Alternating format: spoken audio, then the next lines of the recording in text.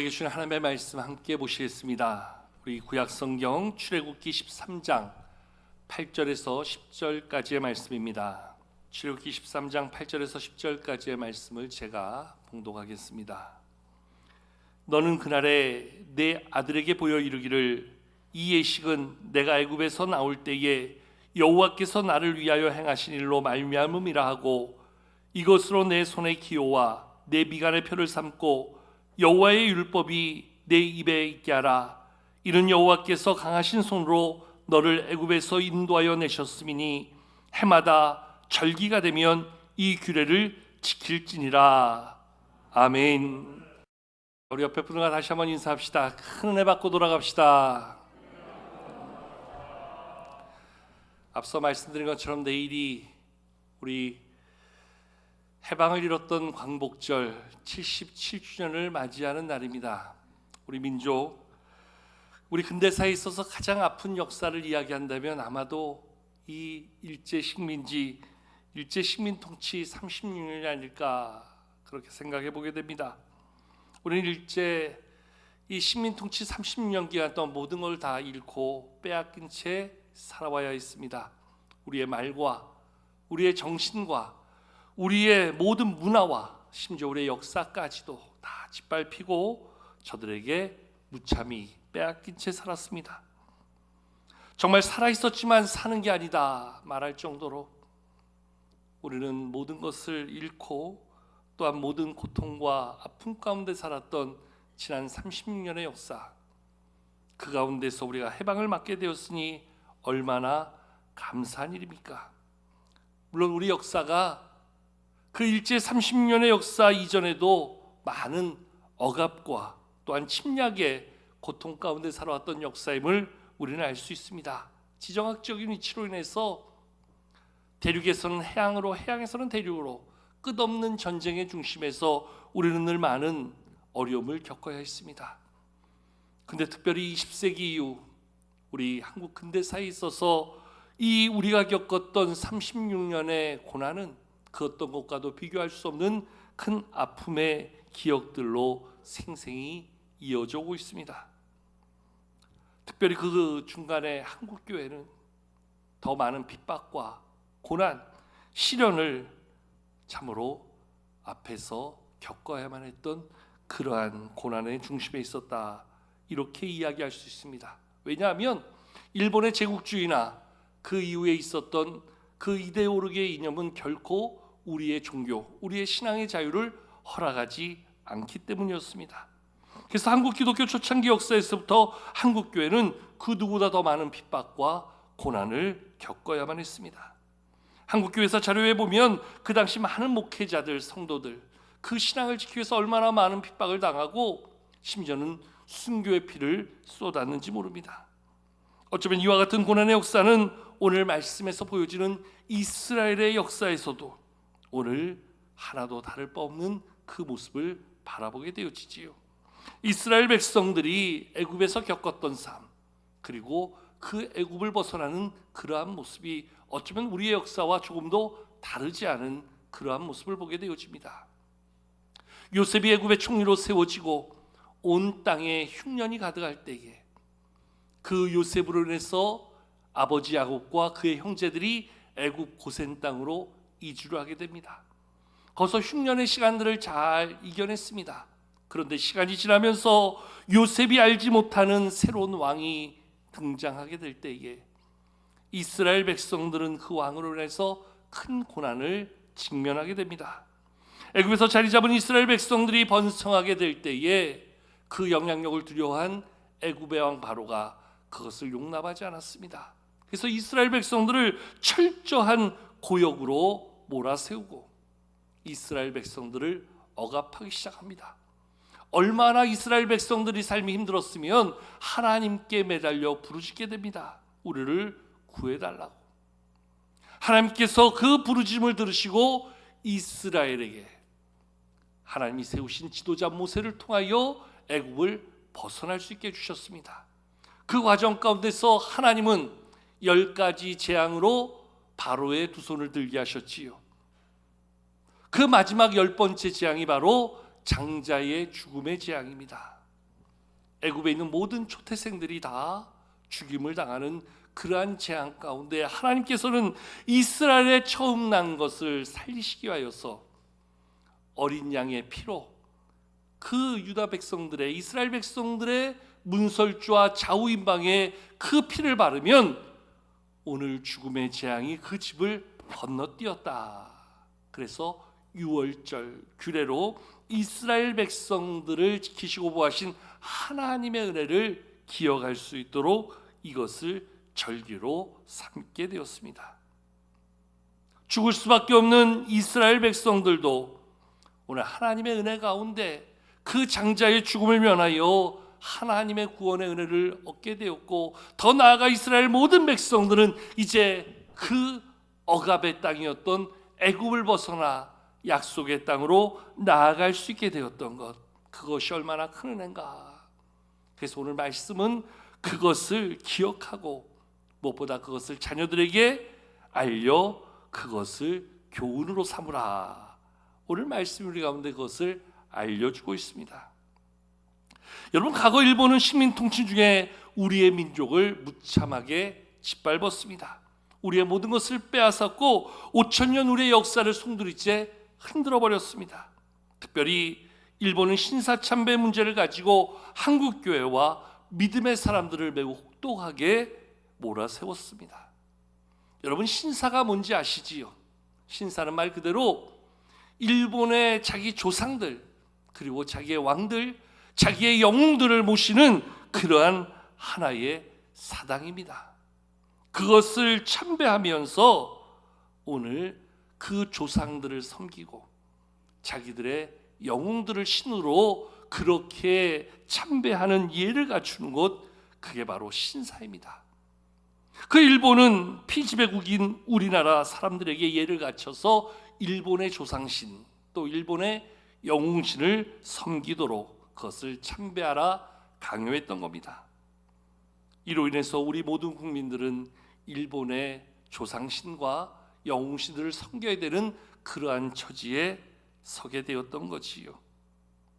이렇게 일본이 신사참배를 강요한 것은 즉 우리의 정신과 사상, 그리고 우리의 자유와 신앙을 억압하고 빼앗아가기 위함이었습니다. 이로 인해서 우리 민족, 우리 국민들은 그 힘에 굴복되어서 그저 일본의 신들을 향해서 절을 하고 그것을 섬겨야 하는 그러한 처지가 되고 말았습니다. 이런 상황이 되니 하나님만을 유일신으로 섬기는 우리의 신앙을 가졌던 믿음의 선배들, 한국교회는 결코 그것을 받아들일 수 없었지요. 그러다 보니 누구보다 더 많은 그러한 핍박과 고난과 심지어 순교의 피를 흘리는 그러한 많은 아픔의 역사를 겪어야만 했습니다. 우리가 잘 아는 주기철 목사님, 신사참배를 거부한다는 이유로 5번이나 옥에 갇히고 그 삶의 마지막도 끝까지 신사참배를 거부하다가 1943년 4월 21일 날 평양형무소에서 그렇게 순교를 당하고 말았습니다. 네, 여러분, 부끄러운 고백이지만 그 일본의 신사참배 강요가 얼마나 컸는지 우리 교단 총회가 1938년 9월에 평양 서문박교에서 총회로 모였을 때에 그 총회에서 신사는 종교행위가 아니라 단지 하나의 국가의식에 불과하니 우리 교단, 모든 교회, 모든 성도들은 신사참배를 허용한다, 이렇게 결의를 하고 모든 성도로 하여금 이 신사를 참배하도록 오히려 권유하고 강요하기까지 하였습니다.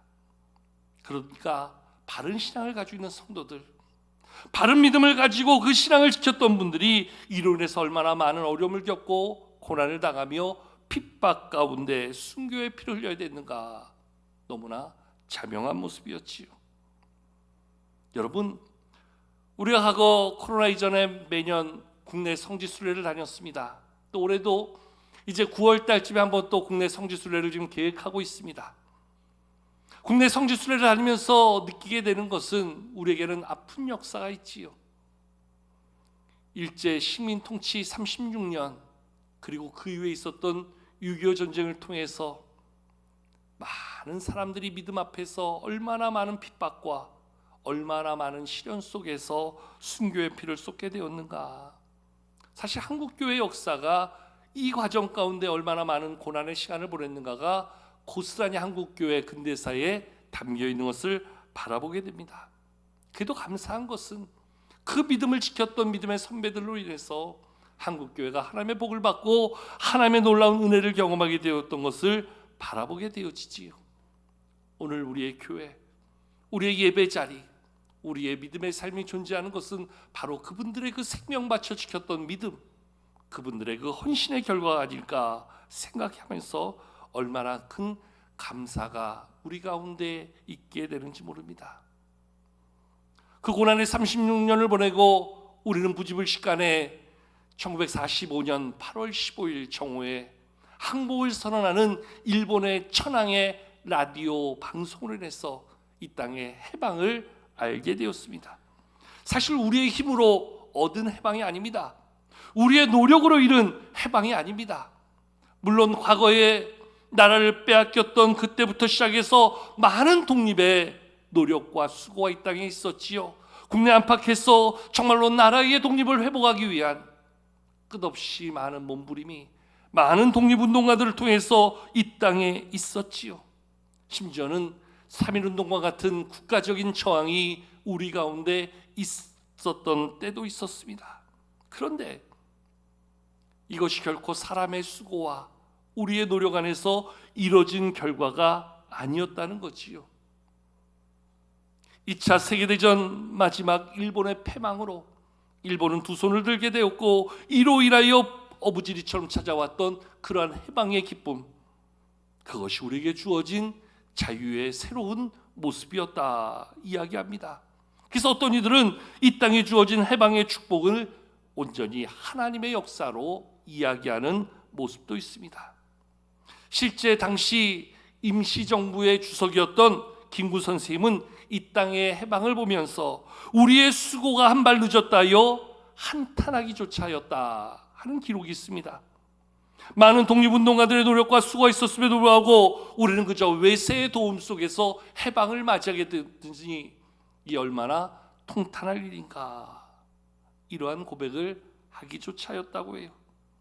여러분, 우리의 힘으로 얻지 못했다는 것, 우리의 힘으로 이루지 못했다는 것, 우리의 수고의 결과로 얻은 것이 아니지만 오히려 우리는 그것으로 우리의 해방을 맞이했다면 이 해방의 모든 수고가 우리의 모습, 우리의 자랑이 될 수밖에 없었겠지요. 그런데 우리의 힘으로 얻은 것이 아니기에 우리는 하나님의 은혜를 말하게 되고 하나님의 역사하심을 다시 한번 고백할 수 있는 것이지요. 지난주에도 말씀 나눴지만 인천 상륙작전 5,000분의 1의 성공의 가능성을 가지고 이루었기에 그것이 사람의 능력으로, 사람의 전략으로 된 것이 아니라 그 안에 담긴 하나님의 은혜, 하나님의 역사, 하나님의 방법이었다 말할 수 있는 것처럼 이 땅의 해방의 그 모든 과정에서도 세상 역사를 주관하시고 인도하시는 하나님께서 모든 것을 통해서 그것을 이루신 하나님의 은혜, 하나님의 역사임을 우리 가운데 보여준다는 것이지요. 여러분, 우리는 분명히 기억해야 될 것이 이 땅의 모든 역사의 주관자는 오직 하나님이시라는 겁니다.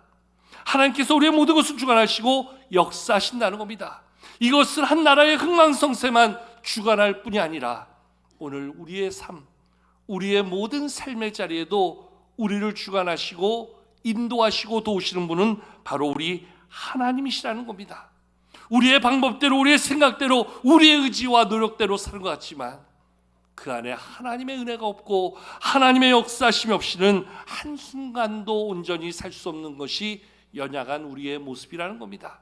그래서 우리는 다시 한번 하나님 앞에서 우리의 모든 것을 내어놓고 하나님의 은혜를 구하고 도우시는 그 하나님의 은혜 앞에 날마다 감사하며 살아갈 수 있는 것이지요. 하나님이 도우시지 않으면, 하나님이 역사하지 않으면, 우리의 삶의 모든 문제와 아픔 가운데 하나님이 일하시지 않으면 이것을 벗어날 자가 누가 있으며 이것 안에 새로워질 자가 과연 누가 있겠습니까? 역사의 주관자가 하나님이시듯 우리의 삶의 인도자가 하나님이시고 우리의 삶 속에서 오늘도 일하시는 분이 하나님이심을 다시 한번 깨달을 때, 우리는 그 안에서 하나님의 은혜를 다시 한번 경험하고 그 은혜에 감사 찬송할 수 있는 것이지요. 지금도 우리 가운데 어려운 문제가 있고 우리를 힘들게 하는 문제가 있어도 우리가 낭망하지 않을 것은 이것 가운데 일하시는 하나님, 오늘도 이것을 통해서 역사하시는 하나님의 은혜가 우리 가운데 있다라는 것이지요. 더 나아가서는 그 모든 과정을 통해서 우리를 연단하시고 우리를 성장케 하시고 성숙케 하시는 하나님의 계획하심과 하나님의 은혜 주심이 우리 가운데 있다는 것. 한국교회는 유달리 많은 아픔을 가지고 그 시간들을 살아왔지만 그 시간을 통해서 오히려 더 강해졌다는 거예요. 더 믿음으로 섰다는 거예요. 하나님 앞에 생명 걸고 그 믿음을 지키는 그러한 믿음의 모습을 이룰 수 있었다는 것이지요. 우리의 삶도 마찬가지라는 거예요.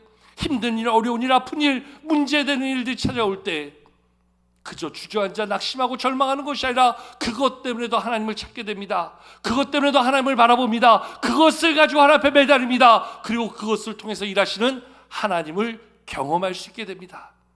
그래서 다윗은 이야기하죠. 시편 119편 71절에서 고난당한 것이 내게 유익이라 이로 말미암아 내가 주의 율례들을 배우게 되었나이다. 다윗은 고백하고 있는 거예요. 사도 바울도 마찬가지입니다. 로마서 5장 3절과 4절에서 이렇게 선포합니다. 다만 이뿐 아니라 우리가 환난 중에도 즐거워하나니 이는 환난은 인내를, 인내는 연단을, 연단은 소망을 이룬 줄 우리가 알게 되었다. 그래서 우리는 우리 앞에 다가오는 환난으로 해서 오히려 기뻐할 수 있게 되었다. 이것이 성도가 맞이하는 문제, 그 문제 가운데서 일하시는 하나님을 경험하고 그 하나님을 통해서 맛보는 새로운 은혜와 축복이 우리에게 있음을 다시 한번 경험할 수 있게 되어진다는 것이지요.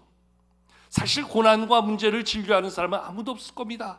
모두가 다 할 수만 있다면 그 고난을 피하고 문제를 없애버리고 싶을 것입니다. 그런데 하나님은 그것을 통해서 오히려 우리를 연단하시고 오히려 우리 가운데 일하시는 하나님을 경험하게 하시고 그 하나님으로 말미암아 새로운 응답과 축복을 경험하게 하시니 오히려 그것이 우리에게 큰 축복의 은혜다 말할 수 있게 되어지는 것이지요.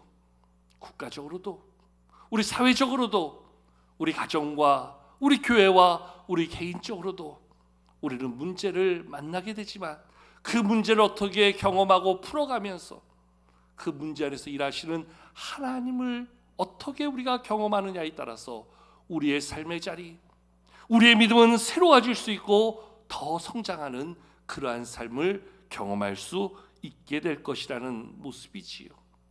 여러분, 과거에도 끝없이 문제는 많았어요. 지금도 우리 앞에 문제는 펼쳐져 있어요. 그리고 앞으로 살아갈 우리의 내일도 여전히 문제는 우리 앞에 펼쳐지게 될 것이지요. 그런데 그것을 두려워하거나 염려함으로 도망갈 필요가 없는 것은 과거에도 우리 가운데 역사하시고 도우셨던 하나님, 지금도 우리 가운데 함께 하시며 우리를 도와주실 것이고 이후에도 언제나 우리의 모든 삶의 자리, 우리의 부르짖음과 간구 위에 역사하시는 하나님을 경험할 수 있게 된다는 것, 거기에 우리가 어떠한 문제 앞에서도 두려워하지 않을 새로운 소망을 가지고 나아갈 수 있는 것이지요. 특별히 오늘 말씀은 그래서 그 하나님의 역사를, 그 하나님의 은혜를 기억하고 그것으로 우리의 자녀들을 가르치고 교훈할 수 있어야 된다 말씀해 주고 있는 거예요. 6월절에 그 은혜를 경험한 후에 그것으로 오늘 절기가 될 때마다 규례를 지켜서 너희의 자녀들로 하여금 그것을 알고 기억하고 지켜갈 수 있도록 오늘 말씀이 우리 가운데 그것을 이야기해 주고 있지요. 여러분, 단지 이 말씀은 과거 이스라엘 백성들만 국한된 이야기가 아니라는 것이지요. 오늘 우리에게도 이 민족 가운데 일하시는 하나님의 은혜, 하나님의 역사를 기억하고 그것을 다시 한번 마음에 새기고 그 하나님을 잊지 않고 소망 중에 그 하나님을 바라보며 살 수 있어야 한다는 것, 거기에 오늘 우리의 중요한 믿음의 자리, 또한 우리 자녀들에게 가르쳐야 될 참된 신앙의 교훈이 있어야 함을 말씀해주고 있는 것이지요. 자, 우리 본문 말씀 한번 8절 한번 같이 한번 읽어보실까요? 우리 다 함께 본문 8절을 같이 읽어보겠습니다. 너는 그날에 내 아들에게 보여 이르기를 이 예식은 내가 애굽에서 나올 때에 여호와께서 나를 위하여 행하신 일로 말미암음이라 하고 아멘. 그날에 내 아들에게 보여 이르라 말하라 이야기해 주고 있어요. 이 예식은 내가 애굽에서 나올 때에 여호와께서 나를 위하여 행하신 일이다. 우리 가운데 하나님이 행하신 그 일, 이 땅 가운데 하나님이 행하신 일, 그 하나님의 놀라운 은혜를 기억하고 가르치라 말씀해 주고 있어요. 특별히 오늘 그 일을 깊이 마음에 새겨서 결코 잊지 말고 때마다 그것을 기념하고 기억할 수 있는 그러한 모습이 되어야 할 것을 오늘 9절 말씀에서 다시 한번 구체적으로 알려주고 있지요. 자, 9절 말씀도 한번 같이 한번 읽어보실까요? 9절입니다. 시작. 이것으로 내 손의 기호와 내 미간의 표로 삼고 여호와의 율법이 내 입에 있게 하라. 이는 여호와께서 강하신 손으로 너를 애굽에서 인도하여 내셨음이니. 아멘. 여호와께서 강하신 손으로 너를 애굽에서 인도하여 내셨음을, 그것을 손의 기호로 삼고 내 미간의 표로 삼으라, 이렇게 말씀해 주고 있는 거예요. 역사를 기억하고 그 역사를 우리가 바라보면서 무엇보다 그 안에 담긴 하나님의 은혜를 마음에 깊이 새길 수 있어야 한다 이야기합니다. 그 하나님의 은혜를 우리 자녀들에게 가르치고 그 믿음의 유산을 온전히 전수할 수 있어야 된다, 이렇게 이야기해 주고 있습니다. 벌써 77년이 지나고 우리 가운데 그 해방을 맞이한 직접 해방의 그 역사를 눈으로 본 분이 이제 얼마 남지 않으셨습니다. 오늘도 우리가 예배하는 자리에 해로 보면 해방을 경험하신 분들은 거의 한 10%도 안 될 것 같아요. 우리는 다 해방 이후의 세대에 태어나 해방을 우리가 글로 배우고 귀로 들은 게 전부이지요. 그러다 보니 그 해방의 역사 속에 이루어진 하나님의 은혜, 하나님의 놀라운 능력을 우리 또한 희미하게 잊어버리게 되는 모습을 너무나 생생하게 우리는 겪어가고 있어요. 특별히 우리의 자녀들은 더할 말 없지요. 오늘 그래서 우리는 다시 한번 이것을 기억하고 기념할 수 있어야 된다. 오늘 말씀의 교훈을 통해서 다시 한번 배울 수 있는 것이지요. 지금도 지구 한 켠에서 벌어지는 전쟁을 통해서 알 수 있듯이 힘이 없는 민족, 연약한 민족, 여전히 그 전쟁의 어려움 속에 무너지고 만다는 사실 우리는 기억하고, 이 나라의 민족의 번영과 안정을 위해서 우리가 무엇을 할 수 있을 것인가 다시 한번 깊이 도전받을 필요가 있다는 거지요. 여러분 혹시 광복절 노래 아시는지요?